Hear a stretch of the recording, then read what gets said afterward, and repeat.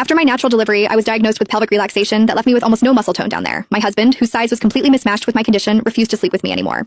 When my father-in-law found out, he cornered me in the bathroom with a dark, knowing look. He confessed to suffering from acromegaly and suggested we might be a perfect physical match.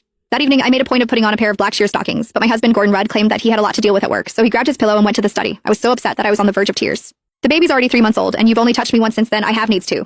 Don't you know you have a problem? Please, just satisfy me this once. I'll squeeze tighter this time. Tighter my foot. Give me a break. You're too loose for me to feel anything. I get more out of my hand, and you'd better take my advice and have Dad take a look at you as soon as possible. As he walked away without hesitation, I could no longer hold back my tears. In the end, I could only blame myself. After all, I had no right to resent Gordon. My husband and I used to be deeply in love. We had always been satisfyingly intimate. 3 months ago, I gave birth to twins through natural delivery. My birth canal tore during labor. I needed more than a dozen stitches. After that, everything down there became unbearably loose. Our intimacy took a massive hit. My husband slept with me only once after the birth, then flatly refused to do it again. These past few weeks, I had been making do with eggplants, cucumbers and stuff, but as big and thick as those things were, they could not compare to a real warm man. If anything, they only made my cravings stronger. That night, I was so desperate, I swallowed my pride and begged my husband again. However, not only did he refuse me outright, he once again told me to find time to see his father for treatment as soon as possible. My father-in-law, Mark Rudd, was a gynecology specialist at a top-tier local hospital. He was incredibly skilled. People even called him a miracle worker in gynecology. He was my father-in-law, after all. How could I, as his daughter-in-law, possibly go to him with a problem like that? Even though Mark was nearly 50, he was strikingly handsome. He always wore a pair of gold-rimmed glasses that made him look refined and scholarly. He kept himself in excellent shape, too. His body was firm and muscular, radiating a kind of mature masculine charm. Ever since Gordon stopped touching me, I had fantasized about Mark more than once. If he were really the one examining me for that condition, I would probably lose control and humiliate myself beyond belief. If that had happened, I would be too ashamed to even show my face in this house.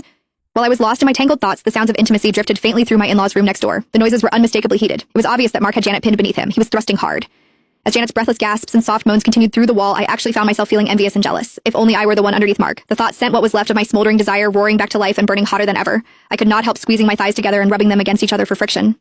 Just then, raised voices suddenly came from the room next door. Janet was loudly protesting. Mark's voice followed. He was coaxing her. I was stunned. Apparently, Mark was so vigorous that Janet could not handle it anymore. She refused to continue no matter how much he lowered his voice and begged her. You're enormous, and you go on for over an hour every time. If you really want it that badly, go find a prostitute. God, over an hour. That must feel incredible. Some people were dying of thirst while others drowned. Mark's size and stamina were astonishing, yet Janet treated it like a burden. Meanwhile, I was empty and aching with need, yet Gordon would rather take care of himself than touch me even once. The world really was not fair. With a sigh, I climbed out of bed and padded miserably to the guest bathroom in the living room. Standing in front of the mirror, I looked at myself.